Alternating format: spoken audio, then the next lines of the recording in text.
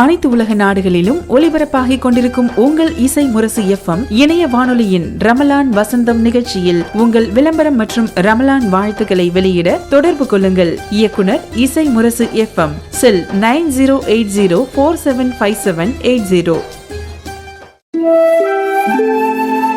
இணையதள தேரிலேறி உலகெல்லாம் வலம்பெறும் இசை முரசு வானொலி.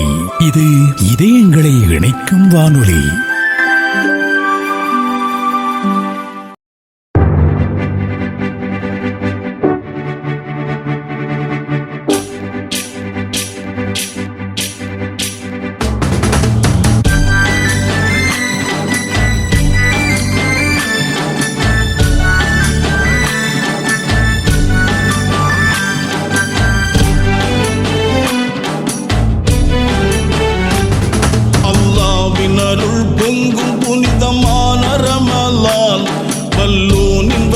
ரஹ்மத்தெல்லாம் சொரியும் ரமலான், அல்லாஹ்வின் அருள் பொங்கும் புனிதமான ரமலான், வல்லோனின் வரிசை ரஹ்மத்தெல்லாம் சொரியும் ரமலான்.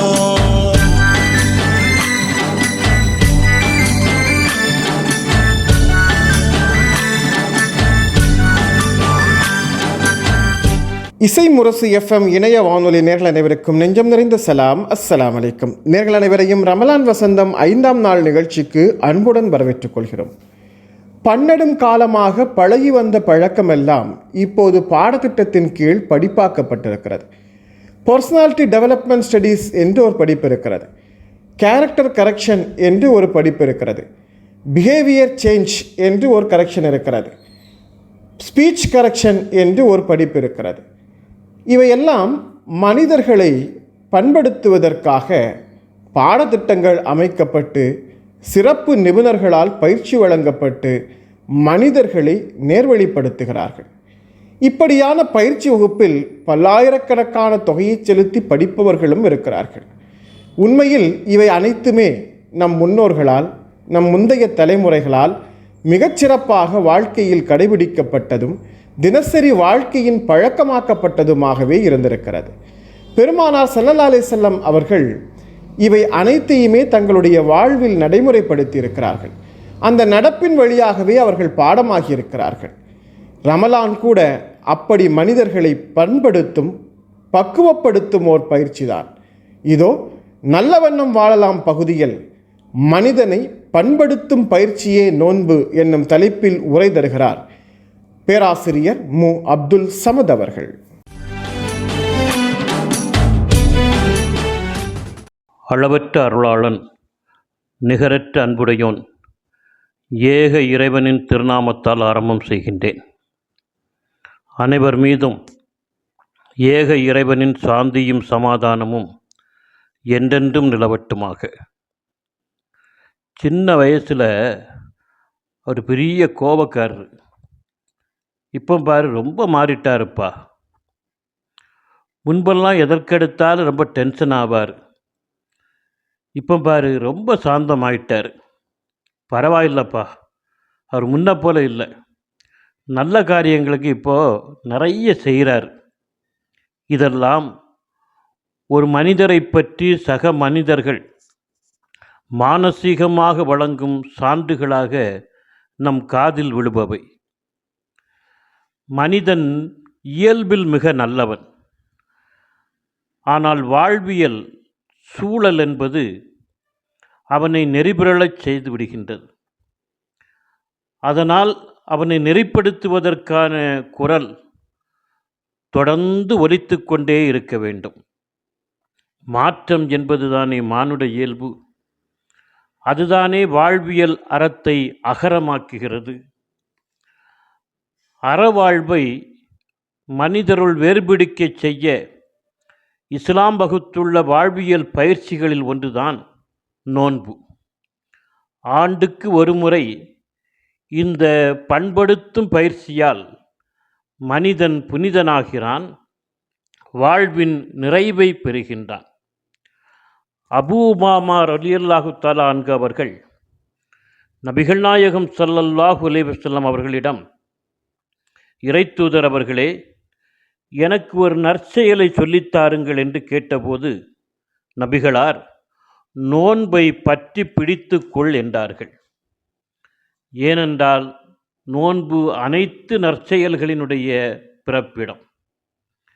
யார் இறை நம்பிக்கையுடனும் இறைவன் நற்கூலி வழங்குவான் என்ற உறுதியுடனும் நோன்பு காலத்தில் நின்று வணங்குகிறார்களோ அவர்களது முன்பாவங்கள் அனைத்தும் மன்னிக்கப்படும் என்று நபிகள் நாயகம் ஸல்லல்லாஹு அலைஹி வஸல்லம் அவர்கள் நம்பிக்கை வாக்கினை அருளியுள்ளார்கள்.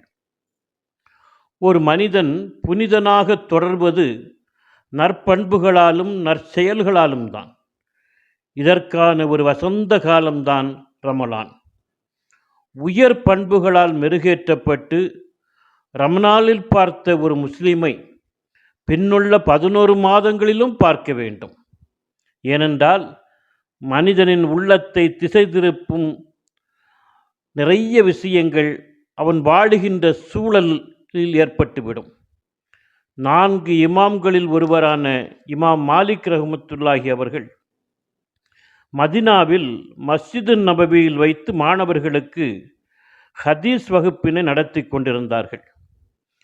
அப்போது யானை ஒன்றை அதன் பாகன் மதினா வீதியில் அழைத்து சென்றான். மதீனத்து மக்கள் யானையை அதிகம் பார்த்ததில்லை. எனவே யானையினுடைய வரவை பார்த்து மக்கள் எழுப்பிய உற்சாகமான ஆரவாரத்தை கேட்டு இமாமிடம் பயின்று கொண்டிருந்த மாணவர்கள் அனைவரும் யானையை வேடிக்கை பார்க்க ஓடிவிட்டனர். யஹ்யபுல் லைஸ் என்ற மாணவர் மட்டும் வகுப்பில் அமர்ந்து பாடம் கேட்டுக் கொண்டிருந்தார். அவரிடம், நீ யானையை வேடிக்கை பார்க்க செல்லவில்லையா என்று இமாம் மாலிக் ரஹ்மத்துல்லாஹி அவர்கள் கேட்க, இமாம் அவர்களே, நான் மதீனாவிற்கு வந்தது தங்களிடம் கல்வி கற்பதற்குத்தானே தவிர யானையை வேடிக்கை பார்ப்பதற்கு அல்ல என்றார் யஹ்யபுல் லைஸ். இதுதான் குறிக்கோள், இதுதான் லட்சியம். அதனால்தான் இமாம் மாலிக் ரஹ்மத்துல்லாஹி அவர்களின் முவாத்தா என்கின்ற நபிமொழி தொகுப்பு உருவாவதற்கு யஹ்யபுல் லைஸின் பங்கு மகத்தானதாக அமைந்தது. முவாத்தாவில் அவரது பெயர் பல இடங்களில் இடம்பெற்றது. இந்த தகுதி யஹ்யபுல் லைஸுக்கு கிடைக்க அவர் தமது நோக்கத்தில் கவனம் சிதறாது உறுதியாக இருந்ததுதான் காரணம். யஹ்யபுல் லைஸின் இந்த கடிவாள நோக்கம் நமக்கும் வேண்டும். ரமலானில் பல யானைகள் பல வடிவங்களில் வந்து முகம் காட்டும். செல்போன், டிவி, சீரியல், சினிமா, பாடல்கள் என சில யானைகள் வீட்டிற்குள்ளேயே வலம் வரும். வீண் அரட்டைகள், கேளிக்கைகள் என சில யானைகள் வீதியிலே வரும். இந்த யானைகளை வேடிக்கை பார்த்தால், நம் கவனம் சிதறினால் நோன்பின் மாண்பு காணாமல் போய்விடும். நோன்பின் நோக்கத்தை நாம் வென்றெடுக்க வேண்டும். அப்போதுதான் ரமலான் முடிந்த பின்னால் ஒரு நல்ல மனிதனை, நல்ல கணவனை, நல்ல மனைவியை, நல்ல தந்தையை, நல்ல தாயை, நல்ல மகனை, நல்ல மகளை ஒரு குடும்பம் சந்திக்க முடியும். ஆகாய விமானம் ஓட்டுகிற பயிற்சியில் விமானிக்கு முதலில் வழங்கும் பயிற்சி என்ன தெரியுமா? விமானத்தை தரையிறக்குவதுதான், லேண்டிங் செய்வதுதான். ஏனென்றால் பாதுகாப்பு ஒன்றே பயணத்தின் நோக்கம். எனவே எப்படி முடிக்கப் போகிறோம் என்பதுதான் முக்கியம். நோன்பின் நிறைவில் நம்மில் நிகழ்ந்த மாற்றம் என்ன? இனி நாம் எப்படி உயர்ந்த மார்க்க விழுமியங்களோடு வாழப்போகிறோம் என்பதுதான் முக்கியம். இந்த நல்ல விளைவுதான் நோன்பு என்ற மகத்தான கடமையின் சிறப்பாக இருக்க முடியும். Ruby silks and readymades. சிறியவர்கள் முதல் பெரியவர்கள் வரை நீங்கள் விரும்பிய ஆடைகளை வாங்கிட வருகை தாருங்கள். லேட்டஸ்ட் மாடல்களில் பூனம் சாரீஸ், காட்டன் சேலை, பட்டுச் சேலைகள், மேலும் பெண்களுக்கான சுடிதா, சுடி மெட்டீரியல் நீங்கள் எதிர்பார்த்த வண்ணம் மிகவும் குறைந்த விலையில் கிடைக்கும். டி-ஷர்ட் வகைகள் மற்றும் ஷர்ட், காட்டன் பேண்ட், மேலும் ஆண்களுக்கான ஜீன்ஸ் பேண்ட் லேட்டஸ்ட் மாடல்களில் கிடைக்கும். சுடி மெட்டீரியல், சுடிதார் போன்றவை, சிறுமிகளுக்கான ஃப்ராக், வெஸ்டர்ன் செட், சிறுவர்களுக்கான பேண்ட் ஷர்ட் எங்களிடம் 5% முதல் 10 10% வரை தள்ளுபடி உண்டு. ஆடைகள் என்றாலே உங்கள் நினைவுக்கு வருவது ரூபி சில்க்ஸ் அண்ட் ரெடிமேட்ஸ் தாங்க. போன் 253983, பெரிய தெரு, மணிக்கூண்டு அருகில், பட்டுக்கோட்டை.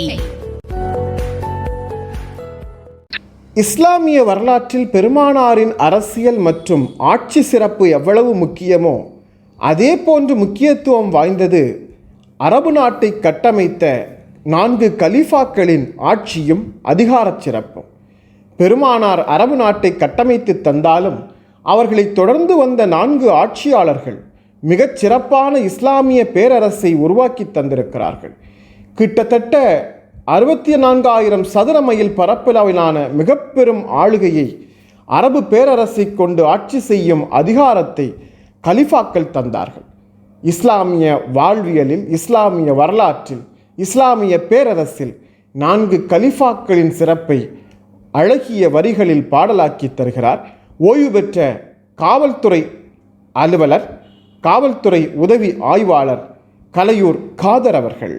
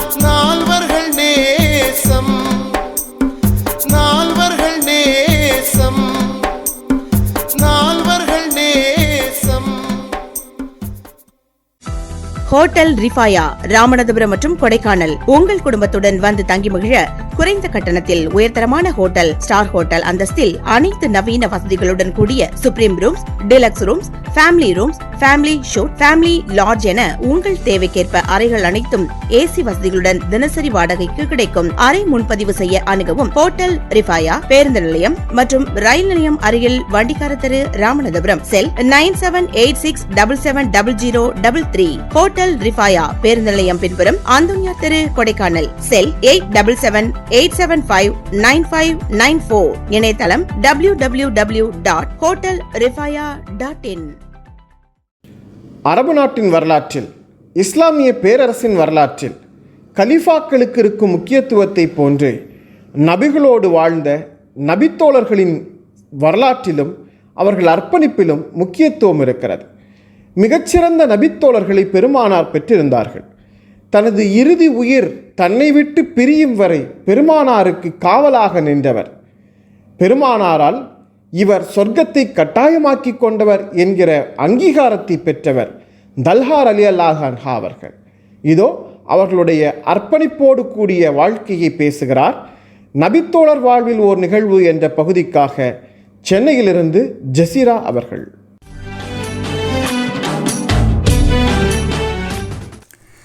அஸ்ஸலாமு அலைக்கும். அனைவருக்கும் இசைமுரசு வானொலி நேயர்களுடன் ரமலான் வசந்தம் நிகழ்ச்சியில் நபித்தோழர்களின் வாழ்வில் ஒரு நிகழ்வு பகுதிக்காக ஜசீரா. இன்றைக்கி நம்ம பார்க்க போகிற நபித்தோழர் யார் அப்படின்னா தல்ஹா ரலியல்லாஹு அன்ஹு. அவங்க தான். இவங்களை பற்றி ஒரு சம்பவம் நான் தெரிஞ்சதுக்கப்புறம் உள்ளம் நடுங்கி போய் தான் நான் அவங்கக்கிட்ட இதை சொல்கிறேன். இந்த பகிர்வு என்னோடய ஈமானை இன்னும் உறுதியாக்குது அப்படின்றது, அல்லாஹ்விடம் என்னோட இன்னும் எனக்கு ஈமானை உறுதியாக்கி கொடு அப்படின்னு பெரும் நீயத்தோடு நான் அவங்கக்கிட்ட இதை ஷேர் பண்ணிக்கிறேன். நபிகள் நாயகம் ஸல்லல்லாஹு அலைஹி வஸல்லம் அவங்கள பாதுகாக்கக்கூடிய ஒரு சூழல் வருது உஹது போரில். அப்போது தல்ஹா ரலியல்லாஹு அன்ஹு அவங்க அதை தெரிஞ்சுக்கிட்டு அல்லாஹ்வின் தூதருக்கு முன்னால் தன்னை நிறுத்திக்கிறாங்க. அவங்கள நோக்கி அம்புகளும் வாள்களும் வீசப்படுது. அவங்களோட உடம்பு சல்லடையாக்கப்படுது. முஹம்மது நபி ஸல்லல்லாஹு அலைஹி வஸல்லம் அவங்க தன்னை முன்னிறுத்திக்க பார்க்குறாங்க.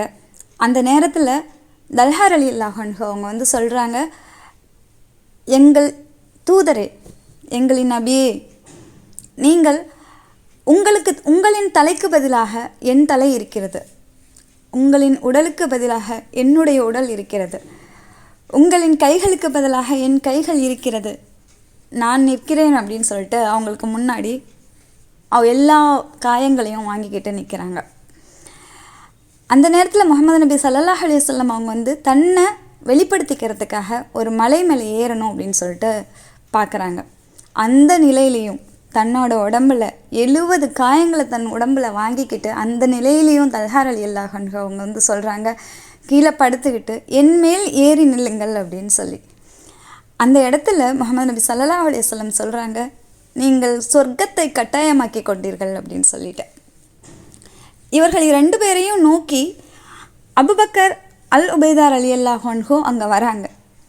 தன்னோட நபியை பாதுகாக்கிறதுக்கு அபுபக்கர் வந்துவிட்டார் அப்படின்னு சொல்லி அந்த இடத்துல, அதாவது முஹம்மது நபி ஸல்லல்லாஹு அலைஹி வஸல்லம் அவங்கள பாதுகாக்கிறதுக்கு இன்னொரு ஆள் இருக்குது அப்படின்னு சொல்லி அந்த இடத்துல தான் அவங்க சரிஞ்சு விழுறாங்க. அது வரைக்கும் தன்னோட உயிரை கூட கையில் பிடிச்சிக்கிட்டு நபிகள் நாயகம் ஸல்லல்லாஹு அலைஹி வஸல்லம் அவங்களுக்காக அந்த இடத்துல அவங்க நின்றுருக்காங்க. முஹம்மது நபி ஸல்லல்லாஹு அலைஹி வஸல்லம் சொல்கிறாங்க, உங்களின் தோழரை காப்பாற்றுங்கள், தல்ஹாவை காப்பாற்றுங்கள் என்று. சுபஹான் அல்லாஹ். அபுபக்கர் சித்திக் ரலியல்லாஹு அன்ஹு அவங்க உஹது போகிற நினைவு கூறும்போதெல்லாம் சொல்லுவாங்களாம், அந்த நாள் முழுக்க தல்ஹாவுக்கானது, அந்த நாளின் தளபதியே தல்ஹா அப்படின்னு சொல்லிட்டு. நீங்கள் உயிரோடு இருக்கிற ஏதாவது ஒரு ஷஹீதை பார்க்கணும் அப்படின்னு நினச்சிங்கன்னா தல்ஹாவை பார்த்துக்கோங்க அப்படின்னு சொல்லுவாங்களாம். முஹம்மது நபி ஸல்லல்லாஹு அலைஹி வஸல்லம் ஒரு விஷயம் சொல்கிறாங்க, என்ன அப்படின்னு சொன்னால், சுபஹான் அல்லாஹ், உஹது களத்தில் எனக்கு வலப்புறம் ஜிப்ரீல் அலைஹிஸ்ஸலாம் அவங்க இருந்தாங்க, என்னோட இடப்புறம் தல்ஹா ரலியல்லாஹு அன்ஹா இருந்தாங்க அப்படின்னு சொல்லி. சுபஹான் அல்லாஹ், சுபஹான் அல்லாஹ், சுபஹான் அல்லாஹ். அல்லாஹ் எங்களுக்கு இவ்வளவு உறுதியான ஈமானை எங்களுக்கு தந்தருள்வாயாக யா அல்லாஹ். இந்த ரமலான் மாதத்தில் நாங்கள் உங்ககிட்ட மன்றாடி கேட்குறோம். அஸ்ஸலாமு அலைக்கும் வரஹ்மத்துல்லாஹி வபரகாத்துஹு.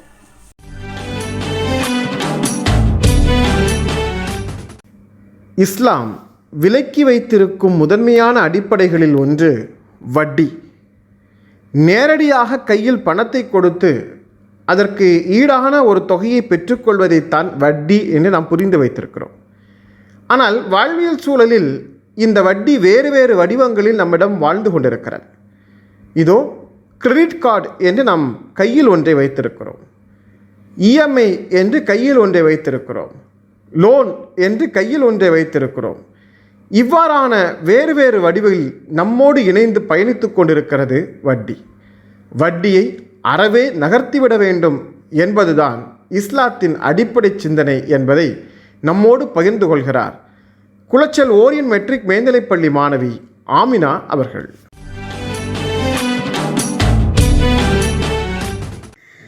அஸ்ஸலாமு அலைக்கும் வரஹ்மத்துல்லாஹி வபரகாத்துஹு. என் பெயர் ஆமினா. நான் ஓரியன் மெட்ரிக் பள்ளியில் 9ஆம் வகுப்பு படிக்கிறேன்.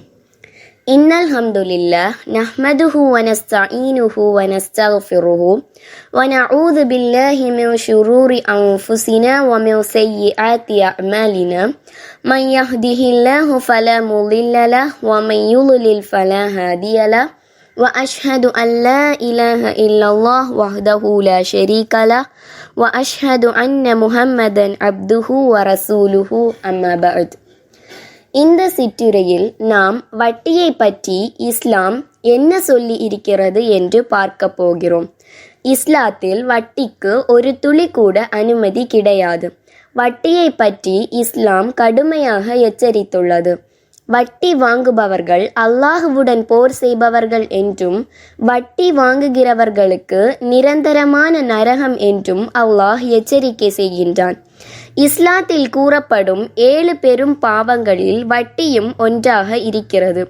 ஒருமுறை நபி ஸல்லல்லாஹு அலைஹி வஸல்லம் அவர்கள் வட்டியை பற்றி கடுமையான ஓர் எச்சரிக்கை செய்தார்கள். வட்டி வாங்குபவரையும் வட்டி கொடுப்பவரையும் அதற்கு கணக்கு எழுதுபவரையும் அதன் இரு சாட்சிகளையும் நபி ஸல்லல்லாஹு அலைஹி வஸல்லம் அவர்கள் சபித்தார்கள். மேலும் இவர்கள் அனைவரும் பாவத்தில் சமமானவர்கள் என்று நபிகள் நாயகம் ஸல்லல்லாஹு அலைஹி வஸல்லம் வட்டியோடு தொடர்பு வைத்திருக்கின்ற அனைவருக்கும் ஒரு கடுமையான எச்சரிக்கை செய்தார்கள் என்று ஜாஃபிர் ரலியல்லாஹு அன்ஹு அவர்கள் அறிவிக்கிறார்கள். இவ்வாறு வட்டி வாங்கி உண்பதனால் இம்மையிலும் மறுமையிலும் ஒரு மனிதனுடைய நிலை என்னவாகும் என்பது பற்றி அல்லாஹுவும் அவனுடைய தூதரும் பல இடங்களில் எச்சரிக்கை செய்துள்ளார்கள். அல்லாஹ் தன் திருமறை குர்ஆனிலே சூரத்துல் பக்ராவுடைய 278 மற்றும் 279வது வசனத்திலே கூறுகிறான், யா அய்யுஹல்லதீன ஆமனுத்தகுல்லாஹ் வதரு மா பகிய மினர் ரிபா இன் குன்தும் முஃமினீன் ஃபஇன் லம் தஃஅலு ஃபஅதனு பிஹர்பின் மினல்லாஹி வ ரசூலிஹி. ஈமான் கொண்டவர்களே, நீங்கள் உண்மையான முஃமின்களாக இருந்தால் அல்லாஹுவிற்கு அஞ்சி அடங்கி எஞ்சியுள்ள வட்டியை வாங்காது விட்டுவிடுங்கள். இவ்வாறு நீங்கள் செய்யவில்லை என்றால் அல்லாஹுவிடமிருந்தும் அவனுடைய தூதரிடமிருந்தும் போர் அறிவிக்கப்பட்டது என்பதை அறிந்து கொள்ளுங்கள் என்று அல்லாஹ் கூறுகிறான். வட்டி உண்பவனையும் வட்டி உண்ண கொடுப்பவனையும் நபி ஸல்லல்லாஹு அலைஹி வஸல்லம் அவர்கள் சபித்தார்கள் என்று அபு ஜுஹைஃபா ரலியல்லாஹு அன்ஹு அவர்கள் அறிவிக்கிறார்கள். ஒரு மனிதன் வட்டியோடு வாழ்ந்து தௌபா இல்லாமல் மரணித்தான் என்றால் அந்த மனிதனின் நிலை என்னவாகும் என்று அல்லாஹ் கூறும்போது சூரத்துல் பக்ராவுடைய 275வது வசனத்திலே அல்லதீன யஅகுலூன ரிபா லா யகூமூன இல்லா கமா யகூமுல் லதீ யதஹப்பதுஹு ஷைத்தானு மினல் மஸ். வட்டியோடு வாழ்ந்தவன் இருக்கிறானே, அவன் நாளை மறுமையில் எழுப்பும்போது ஷைத்தானால் தீண்டப்பட்ட ஒருவன் பைத்தியம் பிடித்தவனாக எழுவது போன்று எழுவான் என்றும் 276வது வசனத்திலே யம்ஹகுல்லாஹு ரிபா வ யுர்பிஸ் ஸதகாத், வட்டியை அழித்து தர்மத்தை வளரச் செய்வேன் என்று அல்லாஹ் கூறுகிறான். அல்லாஹ் தன்னுடைய குர்ஆனிலே 3வது அத்தியாயமான ஆல இம்ரானுடைய 130வது வசனத்திலே கூறுகிறான், يا أيها الذين آمنوا لا تأكلوا الربا أضعافا مضاعفة واتقوا الله لعلكم تفلحون. ஈமான் கொண்டோரே, ரெட்டித்துக் கொண்டே அதிகரித்த நிலையில் வட்டி வாங்கி உண்ணாதீர்கள். இன்னும் நீங்கள் அல்லாஹ்விற்கு அஞ்சி இதை தவிர்த்து கொண்டால் வெற்றி அடைவீர்கள் என்று அல்லாஹ் கூறுகிறான். இந்த வட்டி கடனை வாங்கித்தான் என்னுடைய உலக செல்வத்தை தேட வேண்டும் என்றால் வட்டி கொடுக்க தயாராகிறார்கள். பேங்க் அக்கவுண்ட் மூலமாக வட்டி வருகிறதென்றால் அந்த வட்டியை வாங்குகிறார்கள். வட்டி வாங்குகிற பேங்குகளிலோ இன்சூரன்ஸ் கம்பெனிகளிலோ வேலை செய்கிறார்கள். அதற்கு சாட்சியாகவும் இருக்கிறார்கள். அன்பிற்கினியவர்களே, அல்லாஹுவை அஞ்சிக் கொள்ளுங்கள். அல்லாஹுவின் தூதர் முஹம்மது நபி ஸல்லல்லாஹு அலைஹி வஸல்லம் அவர்கள் கூறினார்கள், கேளுங்கள் இந்த ஹதீஸை. அர்ரிபா ஸலாஸத்து வஸபூன பாப். வட்டிக்கு 73 வாசல்கள் இருக்கின்றது. அதனுடைய கடைசி வாசல் இருக்கிறதே, அது தன்னுடைய தாயை திருமணம் செய்யக்கூடிய பாவத்திற்கு சமம். எந்த குற்றத்தையாவது அல்லாஹ் இப்படி எடை போட்டிருக்கிறானா? அல்லாஹுவை அஞ்சிக் கொள்ளுங்கள், மறுமையை பயந்து கொள்ளுங்கள். உங்களுடைய விசாரணை செய்யக்கூடிய அந்த நாளை அஞ்சிக் கொள்ளுங்கள். நபி ஸல்லல்லாஹு அலைஹி வஸல்லம் அவர்கள் கூறினார்கள், 2 மனிதர்கள் என்னை அழைத்து சென்றார்கள். அப்போது ஒரு ஆற்றை கடந்து செல்லக்கூடிய நிலைமை வந்தது. இரத்தத்தால் ஆன ஆறு அது. அந்த ஆற்றிலே ஒரு மனிதன் இருந்தான். கரையிலே ஒரு மனிதர் நின்று கொண்டிருந்தார், கையிலே ஒரு பாறைக்கல்லை வைத்துக்கொண்டு. அந்த இரத்த ஆற்றிலே நீந்தி நீந்தி ஒரு மனிதன் கரையை நோக்கி வந்து கொண்டிருந்தான். அவன் கரையை அடைய வரும்போது அவனுடைய வாயில் கரையிலே நின்று கொண்டிருந்த அந்த மனிதர் கல்லை எறிந்தார். அவன் ஆரம்பித்த இடத்திற்கே மறுபடியும் திரும்பி சென்றான். மறுபடியும் வந்தான். கரையிலிருந்த மனிதர் திரும்பவும் அதையே செய்தார். இப்படியே அவனுடைய நிலைமை இருந்து கொண்டே இருந்தது. நான் கேட்டேன், இந்த இரத்த ஆற்றிலே மிதக்கக்கூடியவர் யார் என்று. சொல்லப்பட்டது, ஆக்கிலுர் ரிபா. இந்த ஆற்றிலே நீங்கள் பார்க்கப்பட்ட மனிதன் வட்டியிலே வாழ்ந்தவன் என்று. அல்லாஹுவை அஞ்சிக் கொள்ளுங்கள் முஸ்லிம்களே. அல்லாஹுவிற்கு முன்னால் நாளை மறுமையில் ஒரு நாள் நிறுத்தப்படுவீர்கள். இந்த செல்வம் உங்களுக்கு உதவி செய்யாது. அந்த நேரத்தில் இந்த வட்டிக்கு உதவி செய்தவன் உங்களுக்கு உதவி செய்ய மாட்டான். நபி ஸல்லல்லாஹு அலைஹி வஸல்லம் அவர்கள் சொன்னார்கள், ஒரு காலம் வரும், அந்த காலத்தில் மனிதன் பொருளாதாரத்தின் மீதும் பணத்தின் மீதும் ஆசை வைப்பான். அந்த பணம் ஹலாலாக வருகிறதா ஹராமாக வருகிறதா என்று பார்க்க மாட்டான் என்றார்கள். அப்படியான ஒரு காலத்திலே நாம் வாழ்ந்து கொண்டிருக்கிறோம். எனவே நம்முடைய உடம்பில் ஹராமான ஒரு கவளமும் கலந்து விடாமல் நம்மை நாம் பாதுகாத்து கொள்ள வேண்டும். வட்டி கொடுக்கவும் கூடாது, வாங்கவும் கூடாது. வட்டிக்கு சாட்சியாகவும் இருக்கக்கூடாது. வட்டி கொடுக்கிற இடத்திலிருந்து எழுதுகிற வேலையும் செய்யக்கூடாது. இவை அனைத்தும் அல்லாஹுவின் சாபத்திற்குரிய வேலைகள் என்பதை அறிந்து கொண்டோம். அதிலிருந்து விலகி கொள்ள அல்லாஹ் தஆலா நம் அனைவருக்கும் தௌஃபீக் செய்வானாக. وآخر دعوانا أن الحمد لله رب العالمين. السلام عليكم ورحمة الله وبركاته. Mega digital flex and banner. அரசியல், சினிமா, வர்த்தகம் எல்லாம் அழகாய் கொண்டு சேர்த்திட mega digital flex and banner. திருமண விளம்பரம், ஓர்டிங் போர்டுகள், உடனடி பேனர்கள் செய்திட mega digital flex and banner. Mega digital flex and banner, Mount Road, Adyar, Koyambedu மற்றும் திருவொற்றியூர். போன் 94400746. நமது இஃப்தார்களில் பள்ளிவாசல்கள் தூரும், வீடுகள் தூரும், அலுவலகங்கள் தூரும், பொது இஃப்தார் நிகழ்வுகள் தூரும் பேரித்தங்கனிகள் நிறைந்திருக்கின்றன.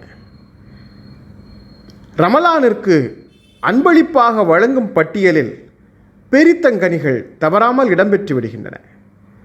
நமது அன்பளிப்பில் மட்டுமல்ல, சவுதி மன்னருடைய அன்பளிப்பிலும் பேரித்தங்கனி இடம்பெற்றிருக்கிறது. இதோ சவுதி பேரரசர் வழங்கும் பேரித்தங்கனி அன்பளிப்பு குறித்த தகவலை இன்றைய ரமலான் துணுக்குகள் பகுதியில் பேசுகிறார் எழுத்தாளர் குளச்சல் ஆசீம் அவர்கள்.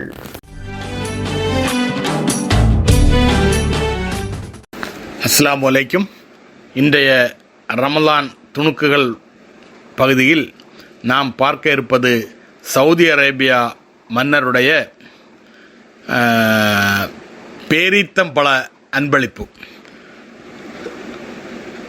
ரமலான் மாதத்தில் நோன்பு திறப்பதற்கு வழக்கமாக சர்வதேச அளவில் எல்லோரும் பயன்படுத்தக்கூடிய ஒரு பொருள் தண்ணீர், ஜூஸுடன் பேரீத்தம்பழங்கள். ஆனால் உலகின் பல நாடுகளிலும் அகதிகளாக வாழ்பவர்கள், வறுமை கோட்டுக்கு கீழே வாழ்பவர்கள் இந்த பேரீத்தம்பழத்தை கொண்டு கூட நோன்பு திறப்பதற்கு வழியில்லாமல் இருப்பவர்களுக்கு அந்தந்த பகுதிகளுக்கு ஆண்டுதோறும் சவுதி அரேபியா மன்னர் பேரீத்தம்பழங்களை தனது அன்பளிப்பாக வழங்குவதை கடந்த 25 ஆண்டுகளுக்கு மேலாக தொடர்ந்து வாடிக்கையாக வைத்துள்ளார்.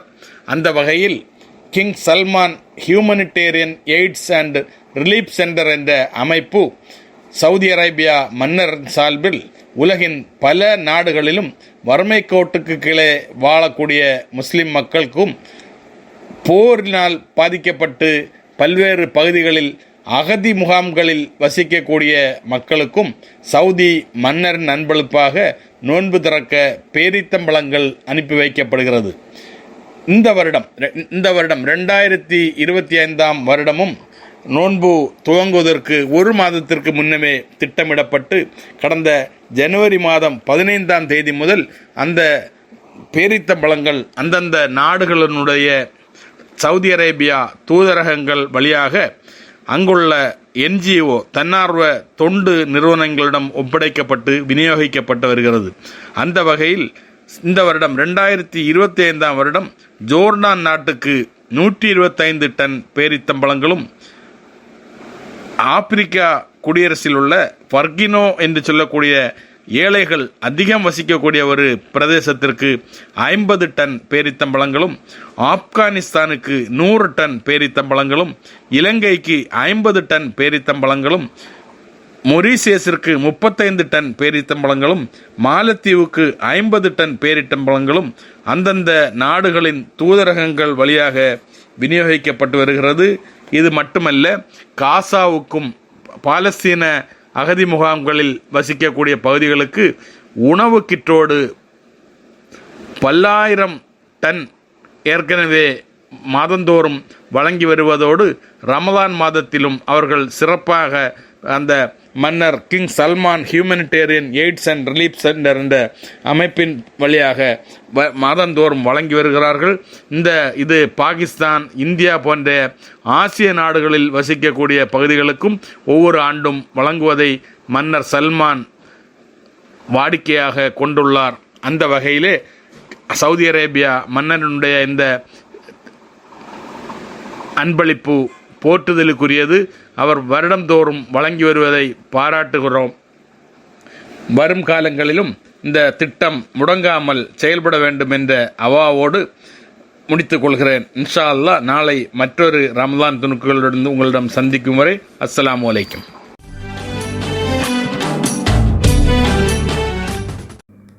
சங்க இலக்கியங்களில் ஒன்றாக இருக்கும் புறநானூற்றில் ஒரு பாடல் வரி இப்படி வரும்: உண்டாலம்மை இவ்வுலகு என்று. இந்த உலகம் நிலை பெற்றிருப்பதற்கு என்ன காரணம் என்று அந்த புறநானூற்று கவிஞர் ஒரு கேள்வி வைக்கிறார். நிறைய வரிகளை பேசிவிட்டு இறுதியாக அந்த பாடல் இப்படி முடியும்: தனக்கென வாழ்வோர்கள் நிறைந்திருக்கும் இந்த உலகத்தில் மற்றவர்களுக்காகவும் வாழ வேண்டும் என்றவர்கள் வாழ்வதால் தான் இந்த உலகம் இன்னும் நிலை பெற்றிருக்கிறது என்று அந்த பாட்டு முடியும். அப்படித்தான் இந்த உலக வாழ்க்கையின் நீதி அமைக்கப்பட்டிருக்கிறது. தனக்காக, தன் பெண்டு, தன் பிள்ளை, தன் சோறு என்பவருக்காக அல்ல, மற்றவர்களை வாழவை என்பவர்களுக்காக. நாமும் வாழ வேண்டும், மற்றவர்களையும் வாழ வைக்க வேண்டும். இதைத்தான் இஸ்லாமும் வலியுறுத்துகிறது. இதோ நாம் வாழ்வதோடு மட்டுமல்ல, மற்றவர்களையும் வாழ வைப்பதன் அவசியத்தை பேசுகிறார் கன்னியாகுமரி மாவட்டம் ஆளூர் அன்னை சுமையார் அலி பெண்கள் மதரசா ஆலிமா ஃபாத்திமா ரமீசா அவர்கள்.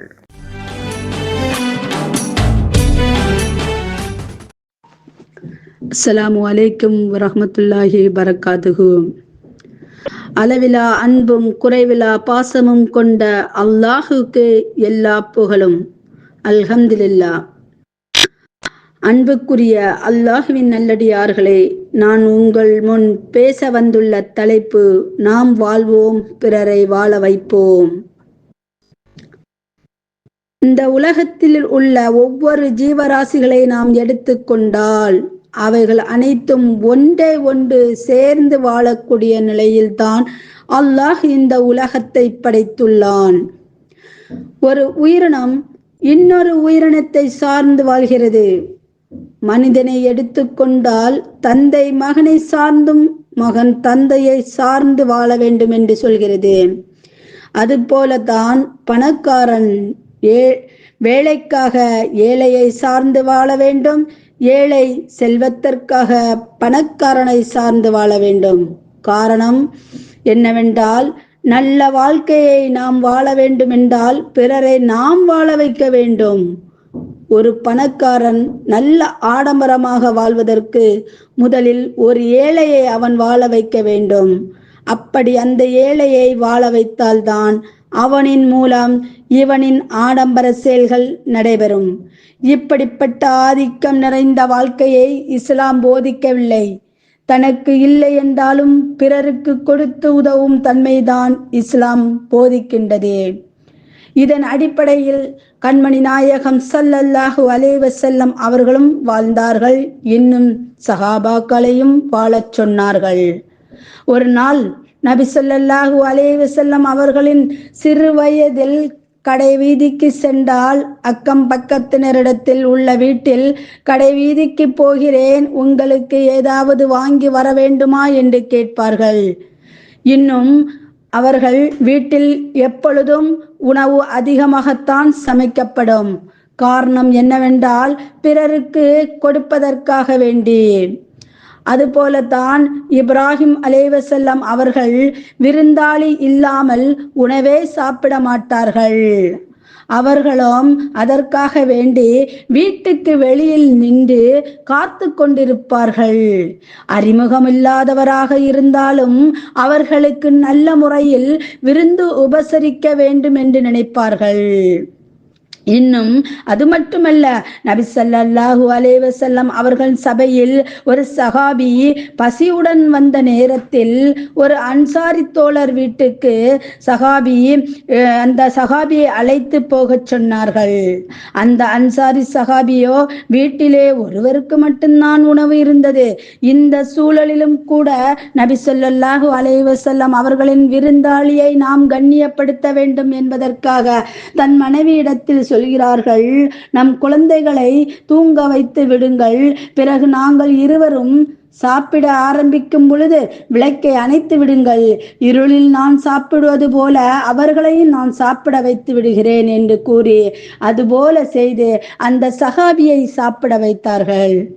அடுத்த நாள் அந்த அன்சாரி சஹாபியை பார்த்து நபி ஸல்லல்லாஹு அலைஹி வஸல்லம் அவர்கள் சொன்னார்கள், உங்கள் வீட்டின் நிகழ்வை பார்த்து அல்லாஹ்வே ஆச்சரியப்பட்டு விட்டான் என்றார்கள். உங்கள் விஷயத்தில் ஒரு ஆயத்தையும் அல்லாஹ் இறக்கினான் என்று கூறினார்கள்.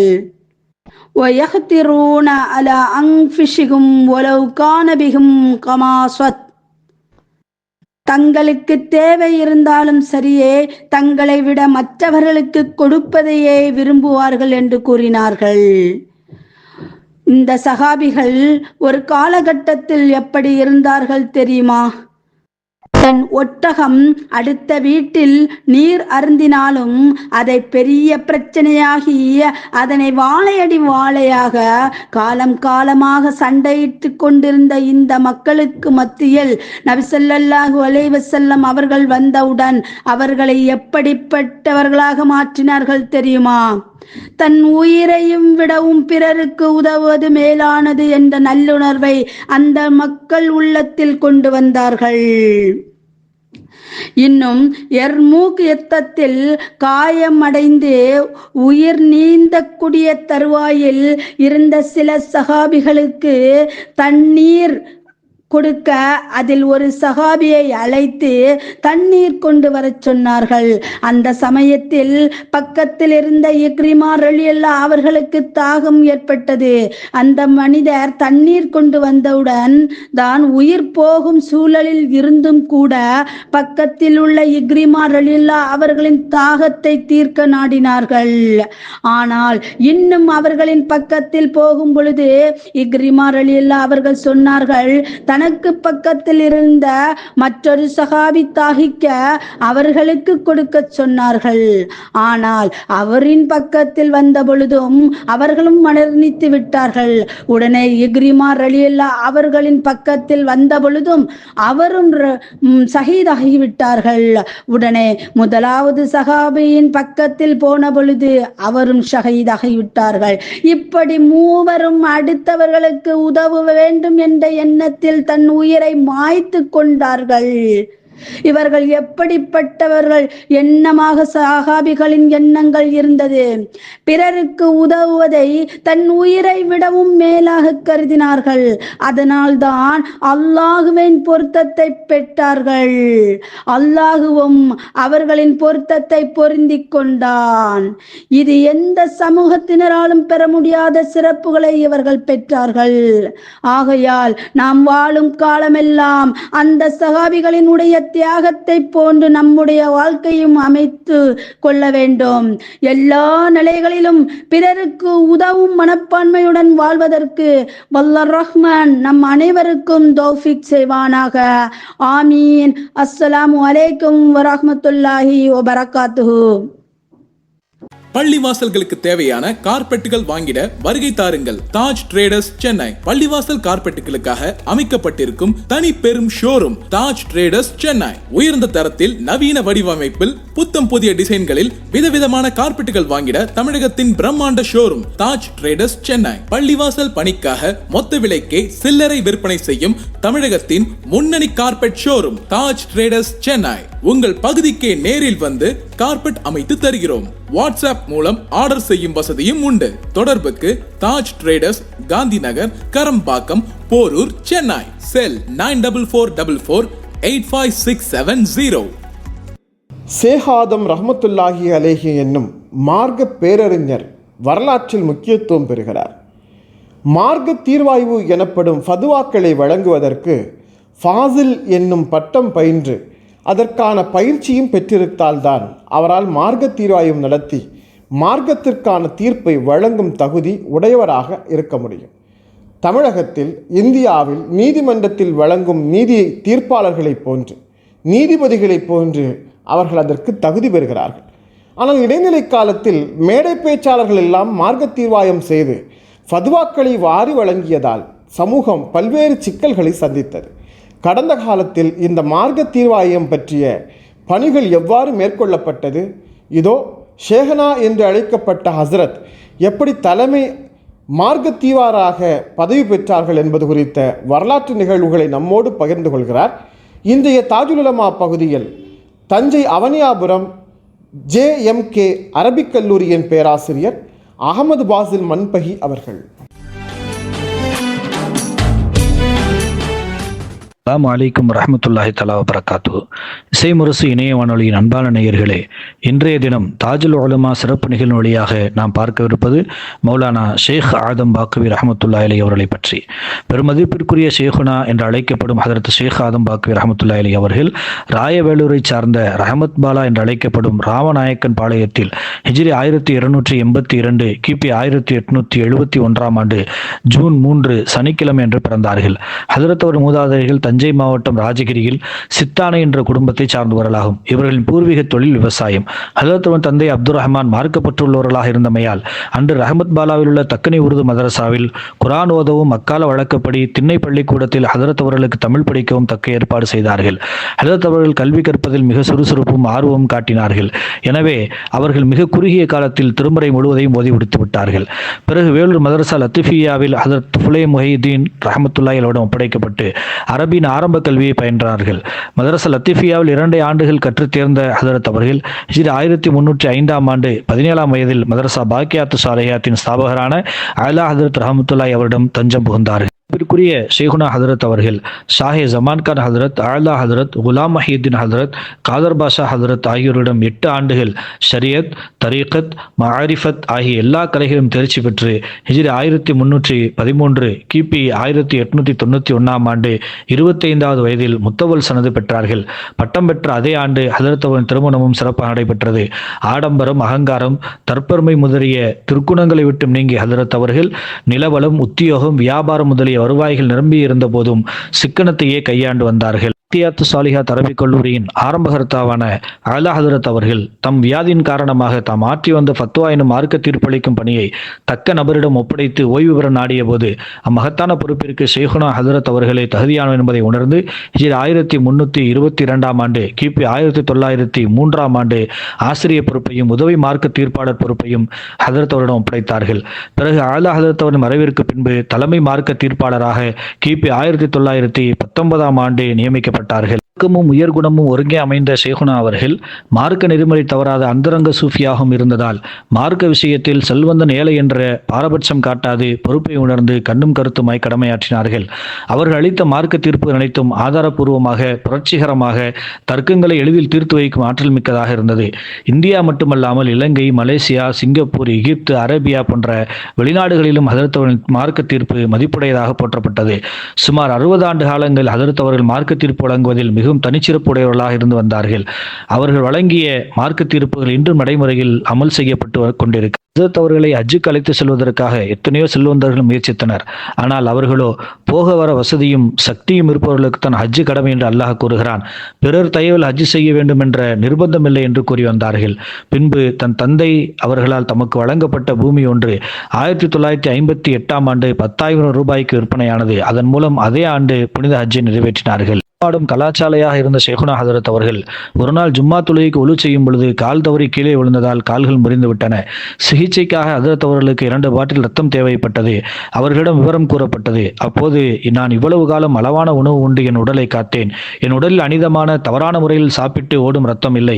இதுவரை நான் அடுத்தவர் ரத்தத்தை உறிஞ்சவில்லை. எனக்கு ஏற்றுப்போகும் ரத்தம் எந்த இறை மறுப்பாளருடையதோ அந்த ரத்தம் ஹலாலான உணவு வகைகளால் உரியதா, ஹராமான உணவு வகைகளால் உரியதா என தெரியவில்லை.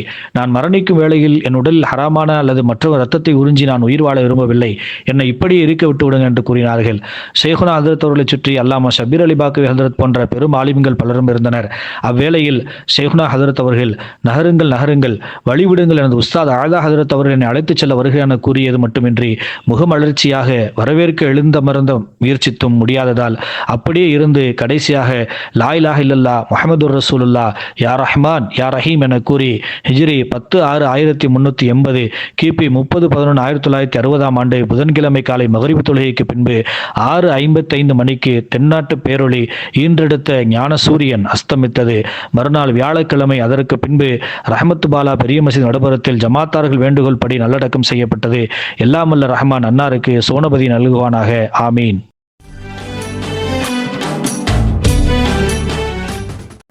பல்லு போறதும் வாயால, பல்லாக்கில் போறதும் வாயால என்று ஒரு பழமொழி சொல்வதுண்டு.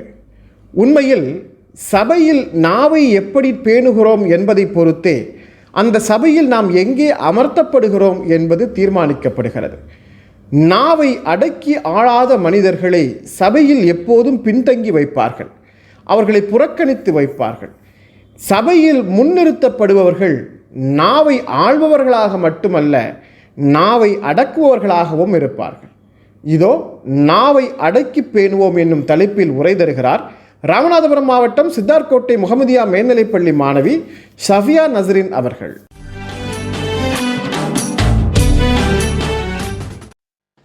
இசை முரசு எஃப்எம் இனிய வானொலி நேயர்களுக்கு அஸ்ஸலாமு அலைக்கும் வரஹ்மத்துல்லாஹி வபரகாத்துஹு. நான் உங்கள் சஃபியா நஸ்ரின் 9ஆம் வகுப்பு படிக்கும் மாணவி முகமதியா மேல்நிலை பள்ளி சித்தார்கோட்டை ராமநாதபுரம் மாவட்டம். நான் இங்கு எடுத்துக்கொண்ட தலைப்பு நாவின் விபரீதங்கள். மனிதனின் உறுப்புகளில் மிக முக்கியமானது நாவு. இதை கொண்டு ஒருவர் சிறந்த நிலையை அடைய முடியும். இதை கொண்டே ஒருவர் மிக மோசமான நிலையையும் அடைய முடியும். எவரின் நாவாலும் கைகளாலும் முஸ்லிம்கள் பாதுகாப்புடன் இருக்கின்றாரோ அவரே உண்மையான முஸ்லிம் ஆவார்.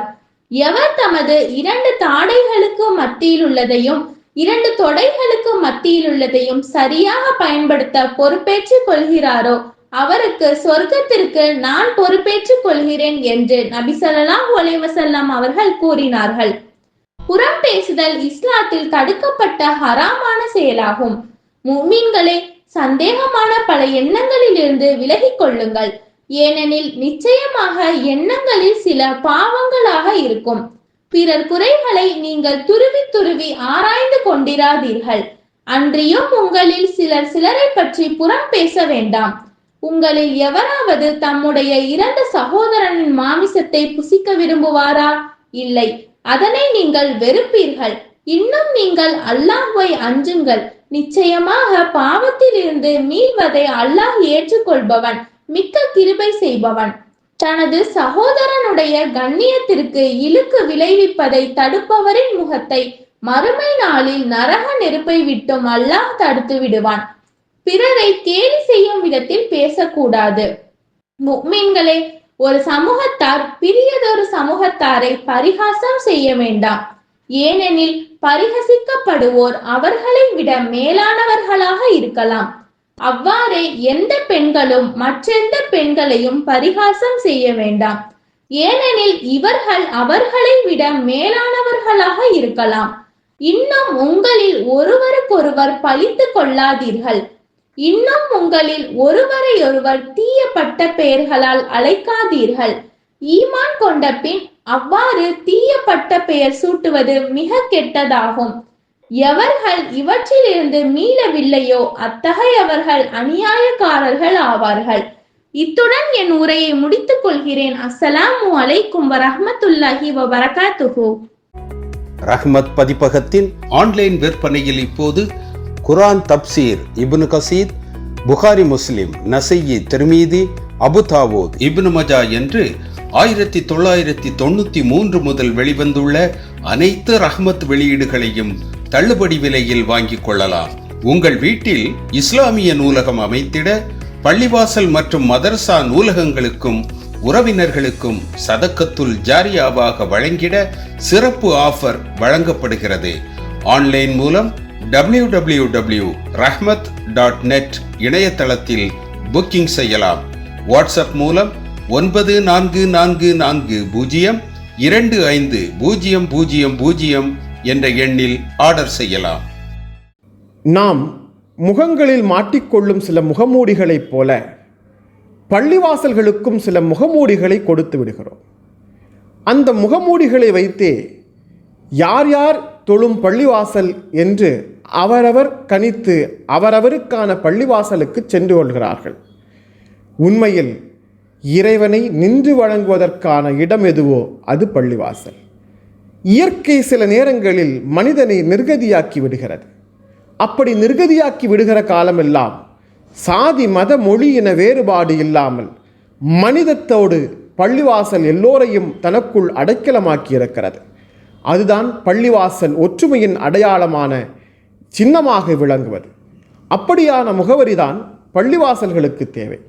இதோ இஸ்லாத்தில் பள்ளிவாசலின் பங்களிப்பு என்னும் தொடரை தொடர்ந்து வழங்கி வரும் திட்டச்சேரி ஹாரூன் ரஷீத் அவர்கள் ஒற்றுமையின் அடையாளமாக பள்ளிவாசல் திகழ வேண்டியதன் அவசியத்தை இன்றைய ரமலான் சிந்தனை நிகழ்ச்சியில் பேசுகிறார்.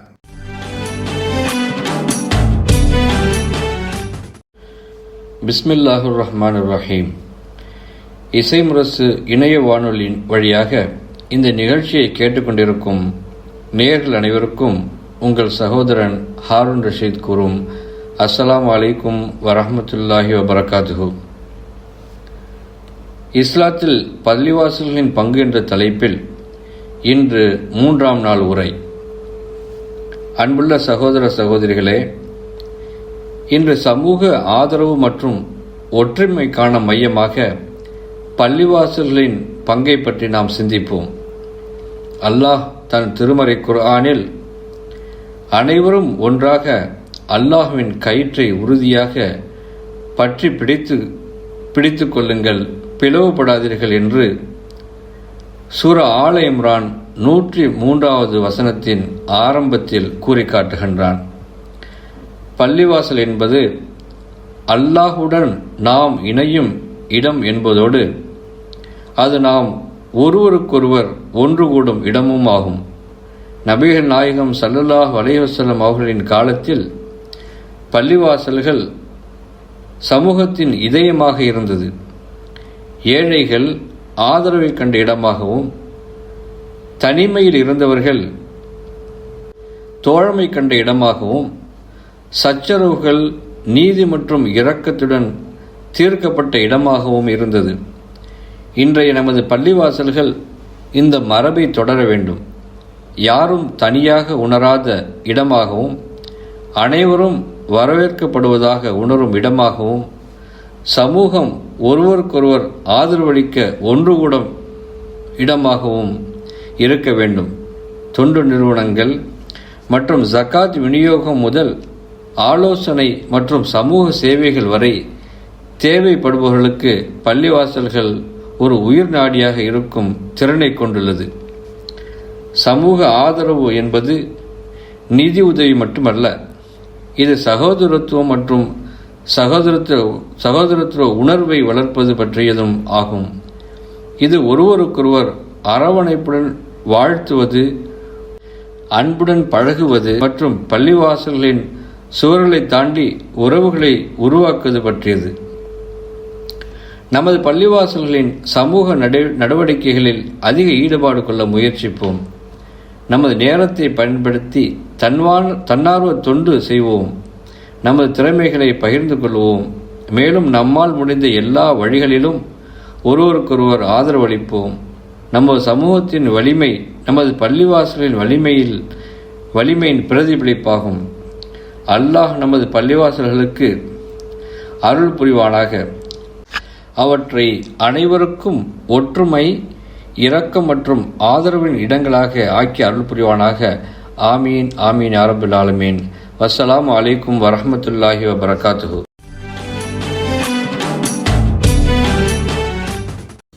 சில மனிதர்கள் சில சமூகங்களால் மட்டுமே நினைவு கொள்ளப்படுவார். சில மனிதர்கள் சில நாடுகளில் மட்டுமே நினைவு கொள்ளப்படுவார். சில மனிதர்கள் எல்லா எல்லைகளையும் கடந்து உலகப் பொது சமூகங்களால் நினைவு கொள்ளப்படுவார். அப்படி உலகத் தமிழர்களால், உலகச் சமூகத்தவர்களால் கொண்டாடப்படுபவரும் நினைவு கொள்ளப்படுபவரும் தான் இந்தியாவின் முன்னாள் குடியரசுத் தலைவர் ஏபிஜே அப்துல் கலாம் அவர்கள். இதோ அவரின் நினைவை இஸ்லாமிக் கேர்ள்ஸ் ஆர்கனைசேஷனுடைய சென்னை நிர்வாக உறுப்பினர் ராபியா அவர்கள் நம்மோடு பகிர்ந்து கொள்கிறார்.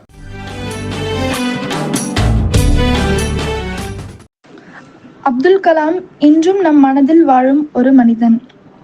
இந்தியாவின் ஏவுகணை மனிதர் என்று அன்புடன் அழைக்கப்படும் ஏபிஜே அப்துல் கலாம் உடல் ரீதியாக நம்மை விட்டு பிரிந்திருக்கலாம். ஆனால் அவரது மனப்பான்மையும் ஊக்கமளிக்கும் மரபும் மில்லியன் கணக்கான மக்களின் இதயங்களில் தொடர்ந்து வாழ்ந்து வருகிறது. இந்தியாவின் 11வது ஜனாதிபதியான அப்துல் கலாம் நம் இதயங்களில் உயிருடன் இருக்கும் ஒரு புகழ்பெற்ற மனிதர்.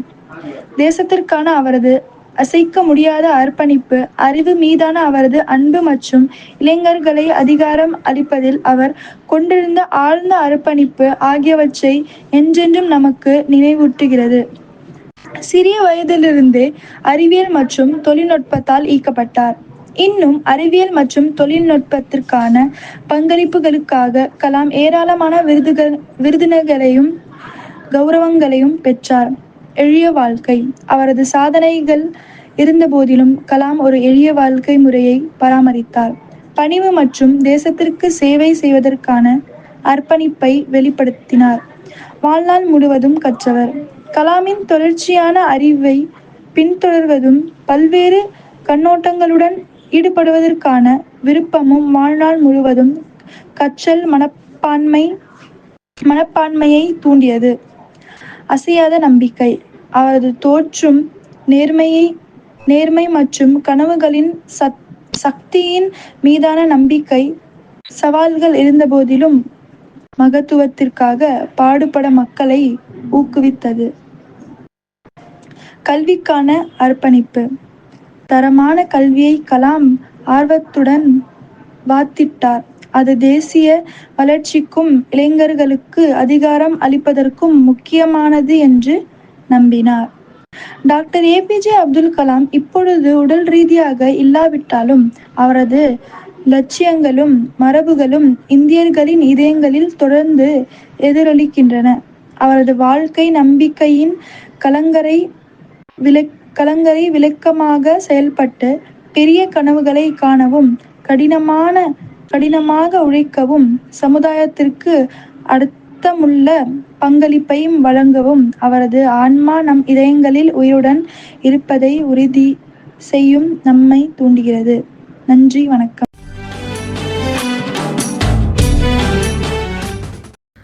மனிதர்களை நேசிக்க மனிதர்களே இல்லாமல் போன காலத்தில், மனிதர்களை நேசிக்க மனிதர்களை தேடுகிற இந்த காலத்தில், மனிதர்கள் அல்லாத வேறு ஜீவராசிகளை நேசிப்போரை ஒருவேளை நாம் கிறுக்கு என்று சொல்லலாம். அப்படித்தான் நாய்களை, பறவை பட்சிகளை நேசித்த ஒரு பெருந்தன்மையை கிறுக்கு என்று அடையாளப்படுத்தியிருக்கிறார்கள். நாம் எதை கிறுக்கு என்று சொல்கிறோம்? நம்மை போன்று மற்றவர் இல்லை என்பதால். ஏன் நாம் அவரை போன்று இருக்க வேண்டும்? நாம் நம்மை போன்று அவர் இருக்க வேண்டும் என்று நினைப்பதால். உண்மையில் அவர்கள் எதிர்பார்க்கிறபடி யார் இல்லையோ அவர்கள் கிறுக்காக அடையாளப்பட்டு விடுகிறார்கள். இதோ அப்படி அடையாளப்பட்ட பெருங்கருணையாளர். அவர் மிகப்பெரிய ஜீவகாருண்ய விரும்பி மனிதர்களைப் போல் மற்ற உயிரினங்களையும் நேசிக்கச் சொன்ன இயேசுபிரானின் வழித்தோன்றல். காக்கை குருவிகள் எங்கள் ஜாதி என்று பாடிய பாரதியின் வம்சாவளி கிறுக்கு நன்னியாக சாலையோர டீக்கடையில். இதோ இன்றைய நம்ம ஊர் நம்ம மக்க பகுதியில் கிறுக்கு நன்னியை அறிமுகப்படுத்துகிறார் எழுத்தாளர் முதுவை சம்சுல் ஹுதா பானு அவர்கள். இசைமுரசு இணைய வானொலி அன்பு நேயர்கள் அனைவருக்கும் அஸ்ஸலாமு அலைக்கும் வரஹமத்துல்லாஹி வபரகாத்துஹு. கிறுக்கு நன்னி என்கிற காதர் பீவி. அதிகாலை எழுந்து கொள்ளும் கிறுக்கு நன்னி அடுப்பு சாம்பலை எடுத்து பல்லை தேய்த்து விட்டு தனது கைத்தடியை எடுத்துக்கொண்டு ரோட்டுக்கடைக்கு டீ குடிக்க கிளம்பி விடுவாள். ரோட்டுக்கடையில் எத்தனை ஆண்கள் இருந்தாலும் ஓரமாகவோ ஒதுங்கியோ நிற்க மாட்டாள். அட்டே மிஸ்ஸாவரு, ஸ்டாங்கா சக்கரை ஜாஸ்தியாக ஒரு டீயை போடப்பா என சட்டமாக பெஞ்சில் கால் மேல் கால் போட்டு அமர்ந்து கொள்வாள். மிசாவர் கொடுக்கும் டீயை வாங்கி குடிப்பவள், மிசாவரு ஒரு லைட் டீ போடுப்பா, அந்த ஜீவன் நாக்க தொங்க போட்டு நிற்கிது என மிசாவர் டீக்கடையின் பெஞ்சுக்கு கீழே தான் வைத்திருக்கும் கொட்டாங்குச்சியை எடுத்து அதில் மிசாவரிடம் லைட்டியை வாங்கி ஊற்றி கைகளால் சுழற்றி சுழற்றி ஆற்றி அந்த 5 அறிவு ஜீவனுக்கு வைத்துவிட்டு, மிசாவரே என் மக சுல்தான் கணக்கில் என்னோட டீ கணக்கை எழுதிரு என அங்குள்ள ஆண்களை ஒரு நோட்டம் விட்டு அலட்சியமாக தனது கைத்தடியுடன் நடப்பாள். வீடு போய் சேர்ந்தவுடன் அந்த செங்கமங்கலான வெளிச்சத்தில் திண்ணையில் உட்காருபவள், என்ன படைச்ச நாயன் நீனா, என் மக்களை ஏன் எடுத்துக்கிட்ட, அல்லா பதில சொல்லு என வானத்தை கை நீட்டி கேள்வி கேட்பாள். ஏய் பூமி, என் மக்களை நீதானே தின்னு செரிச்ச, நீ எனக்கு பதில சொல்லு என தரையை கை நீட்டி கேட்டு குலுங்கி குலுங்கி அழுவாள். ஏய் காத்தே, நான் பெத்த மக்க மூச்சு காற்றை எடுத்து ஊர் மக்களுக்கு கொடுக்குறையா? ஆமாம், வானத்தில் வந்திருக்கிறிய சூரியனே, என் பிள்ளைக்கு உடல் சுட்டை கொடுக்காம குளிர் வச்சுக்கிட்டையில, உங்கள் அம்போட்டு பேரை உருவாக்குனது அல்லாதானே. அல்லா மேலே கோர்ட்டில் கேஸ் போட்டிருக்கேன், அல்லா கோர்ட்டுக்கு வந்து பதில சொல்லு என தலையில் தனது கைகளால் அடிப்பவள் தொம்மென திண்ணையில் சரிந்து விழுவாள். சிறிது நேரத்தில் ஏதும் நடக்காதது போல எழுந்து வீட்டின் அடுப்பாங்கரை சென்று காலை வேலைகளை விடுவிடுவென பார்த்து அவளது நலபாக திறமையினால் அனைவருக்கும் சாப்பாட்டை செய்து வைத்துவிட்டு நீசத்தண்ணியிலே இத்தனைக்கோடு சோத்து பருக்கையை போட்டு கரைத்து குடித்துவிட்டு தனது துணிகளை எடுத்துக்கொண்டு ஊரணிக்கு குளிக்கச் செல்வாள். அவளின் நடைமுறை அவள் பெறாத மகள் சுல்தானுக்கு தெரியுமாதலால் தனது சின்னம்மாவை எதுவுமே சொல்ல மாட்டாள். ஊர்ணியில் குளிக்க ஆண்கள் படித்துறைக்குத்தான் செல்வாள் காதர்பி அம்மா. டேய், நான் காதர்பி வாரேன், நகருங்க என படித்துறையில் இறங்கும் போதே தண்ணீருடன் தனது பேச்சு நித்தத்தை ஆரம்பிப்பாள். ஆமாம், நீ இந்த என் மக்களை குளிப்பாட்ட வந்தியாமே, உனக்கெல்லாம் இறக்கமே இல்லையா? ஆமாம், நீனு அல்லாவோட அருட்கொடையாமல, அப்போ நீனு அந்த அல்லா பேச்சத்தையும் கேட்ப. அந்த அல்லா மேலே கேஸ் போட்டிருக்கேன்,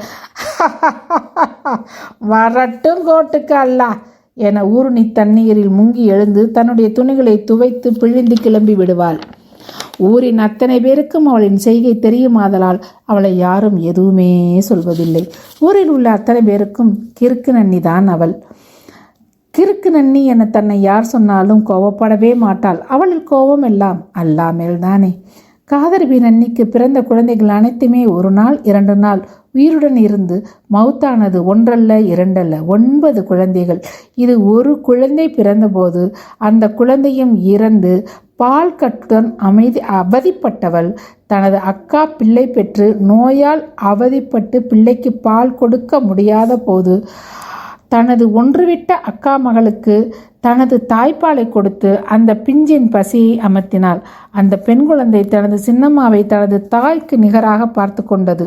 அந்த குழந்தை பெரியவளாகி தனது சின்னம்மா கடைசி குழந்தை பெற்று இறந்து போக சின்னம்மாவின் கணவர் சின்னம்மாவை தலாக் செய்து வேறு பெண்ணை கல்யாணம் செய்தபோது தன் மதியிலிருந்து ஊரை விட்டே போனவள் காணாமல் போனாள். எங்கு போனாள் என்றே யாருக்கும் தெரியாது. 5 வருடங்கள் கழித்து அந்த ஊரின் போலீஸ் ஸ்டேஷனுக்கு சென்னை கீழ்ப்பாக்கம் மனநல காப்பகத்தில் இருந்து தந்தி வந்தது. அதில் இந்த ஊரின் இன்னார் மகள் இன்னாரை இங்குள்ள மனநலம் பாதிக்கப்பட்ட பெண் விவரமாக சொன்ன தகவல் காதர்பி அம்மாவின் தாய்ப்பால் குடித்து வளர்ந்த மகளுக்கு போக தனது சின்னம்மாவை மெட்ராஸுக்கு சென்று அழைத்து வந்தபோது அப்படியே காதர்பி அம்மாளை ஏற்றுக்கொண்டாள் அந்த மகள். தன் பால்குடி மகளிடம் மட்டுமே அன்பாக அவளின் குடும்ப பணிகள் அத்தனையும் பார்த்து அந்த மகளின் பிள்ளை பேறு பார்த்து அத்தனை வேலைகளையும் அடி பிறளாமல் பார்த்தாலும் எந்த உணவும் ருசியாக எடுத்துக்கொள்ள மாட்டாள். நீசத்தண்ணியும் சோத்து பருக்கையும் மிசாபர் கடை டீயும் தான். அதை குடித்து தனது உயிரை பிடித்து வைத்திருந்தாள். தனது இயலாமையை ஒருவரிடம் சொல்லி புலம்ப மாட்டாள் காதர்பி அம்மாள். தனியாக புலம்பி அல்லாஹ்விடம் சண்டை போடுவாளே ஒழிய வேறு யாரையும் கண்டுகொள்ளவே மாட்டாள். யாரையும் திட்டுவதோ கோவப்படுவதோ இருக்கவே இருக்காது. நாளாக ஆக காதர்பி நன்னியின் உடல் தளர்ந்தது. படுத்த படுக்கையானால் அப்பொழுதும் தனது கைகளை வம்பாக உயர்த்தி இறைவனிடம் தனது வாதத்தை செய்து கொண்டிருந்தவளுக்கு களிமா சொல்லுங்க களிமா சொல்லுங்க என வந்தவர்கள் அனைவரும் சொல்ல என்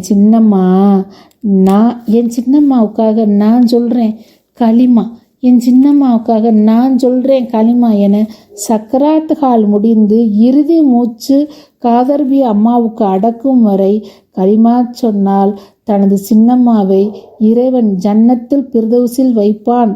தனது சின்னம்மா ஒரு பாவமும் செய்யாதவள் என தொழுது தனது சின்னம்மாவுக்கு துவா செய்தால் காதர்பி என்ற கிறுக்கு நன்னி பெறாத மகள். இன்னாலில்லாஹி வ இன்னா இலைஹி ராஜிஊன். இசை முரசு இணைய வானொலி அன்பு நேயர்கள் அனைவருக்கும் அஸ்ஸலாமு அலைக்கும் வரஹ்மத்துல்லாஹி வ பரகாத்துஹு. உலகில் நீங்கள் எந்த நாட்டில் வாழ்ந்தாலும் உங்களுக்கு வேண்டிய இஸ்லாமிய நூல்களை உங்கள் வீட்டு வாசலுக்கே வரவழைத்துக் கொள்ள உதவுகிறது சென்னை ரஹ்மத் பதிப்பகம். இஸ்லாத்தின் மூலாதார நூல்களை அரபு மொழியிலிருந்து தமிழாக்கம் செய்து வழங்கும் தொண்டினை 1993 ஆண்டிலிருந்து ஆற்றி வரும் சென்னை ரஹ்மத் பதிப்பகத்தின் பெருமைக்குரிய வெளியீடுகள் குர்ஆன், தப்சீர், இப்னு கசீர், ஹதீஸ் தொகுப்புகளான புகாரி, முஸ்லிம், திர்மிதி, நசாயி, அபூதாவுது, இப்னு மஜா ஆகிய அனைத்தையும் வாட்ஸ்அப் மூலமே தொடர்பு கொண்டு வரவழைத்துக் கொள்ளலாம். தொடர்பு கொள்வதற்கான இலக்கத்தை தருகின்றோம், குறித்துக் கொள்ளுங்கள். +91 9444025000. அனைத்து இஸ்லாமிய நூல்களும் கிடைக்கும் அற்புத களஞ்சியம் சென்னை ரஹ்மத் பதிப்பகம்.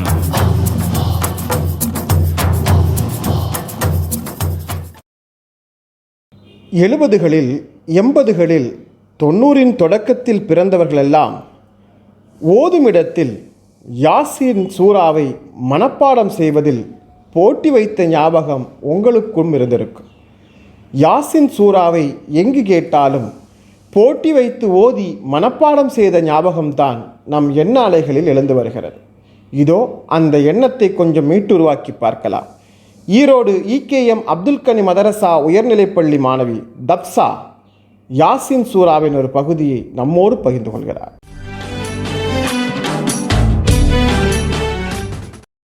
அஸ்ஸலாமு அலைக்கும் வரஹ்மத்துல்லாஹி வபரகாத்துஹு. என் பெயர் ஹப்சா. நான் ஈரோடு இகேஎம் அப்துல் கனி மதர்சா இஸ்லாமியா உயர்நிலைப் பள்ளியில் 7ஆம் வகுப்பு இகர பிரிவு படித்து கொண்டிருக்கிறேன். சூரத்துல் யாசீன். அஊது பில்லாஹி மினஷ் ஷைத்வானிர் ரஜீம். பிஸ்மில்லாஹிர் ரஹ்மானிர் ரஹீம். ياسين والقرآن الحكيم إنك لمن المرسلين على صراط مستقيم تنزيل العزيز الرحيم لتنذر قوما ما أنذر آباؤهم فهم غافلون لقد حق القول على أكثرهم فهم لا يؤمنون إنا جعلنا في أعناقهم أغلالا فهي إلى الأذقان فهم مقمحون وجعلنا من بين أيديهم سدا ومن خلفهم سدا فأغشيناه فهم لا يبصرون وسواء عليهم أأنذرتهم أم لم تنذرهم لا يؤمنون إنما تنذر من اتبع الذكر وخشي الرحمن بالغيب فبشره بمغفرة وأجر كريم إنا نحن نحيي الموتى ونكتب ما قدموا وآثارهم وكل شيء أحصيناه في إمام مبين واضرب لهم مثلا أصحاب القرية إذ جاءها المرسلون إذ أرسلنا إليهم 2 فكذبوهما فعززنا بثالث فقالوا إنا إليكم مرسلون قالوا ما أنتم إلا بشر مثلنا وما أنزل الرحمن من شيء إن أنتم إلا تكذبون صدق الله العليم. السلام عليكم ورحمة الله وبركاته. இன்றைய ரமலான் வசந்தம் நிகழ்ச்சியின் இறுதிப் பகுதிக்கு வந்திருக்கிறோம். இந்த நிகழ்ச்சியில் இடம்பெற்ற அனைத்து தகவலும் தங்களுக்கு பயனுள்ளதாக இருந்திருக்கும் என்று நம்புகிறோம். இந்த நிகழ்ச்சி குறித்த உங்களுடைய மேலான கருத்துக்களை வாட்ஸ்அப் மற்றும் சோஷியல் மீடியா கமெண்ட் வழியாக எங்களுக்கு தெரியப்படுத்துங்கள். வானொலியில் கேட்ட ரமலான் வசந்தம் நிகழ்ச்சியை இசை முரசு என்னும் பெயரிலான யூடியூப் சேனல் மற்றும் ஃபேஸ்புக் பக்கத்திலும் நீங்கள் கேட்டு பயன்பெறலாம். நிகழ்ச்சியில் இணைந்திருங்கள். மீண்டும் மற்றொரு நிகழ்ச்சியில் சந்திக்கும் வரை சலாம் சொல்லி விடைபெற்றுக் கொள்கிறோம். அஸ்ஸலாமு அலைக்கும்.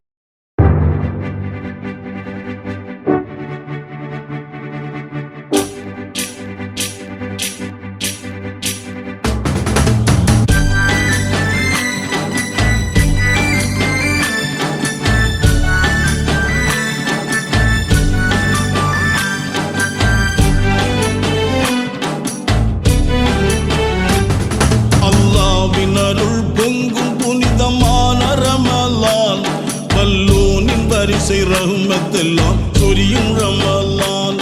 அல்லாஹ்வின் அருள் பொங்கும் புனிதமான ரமலான். வல்லோனின் வரிசை ரஹ்மத்தெல்லாம் சொரியும் ரமலான்.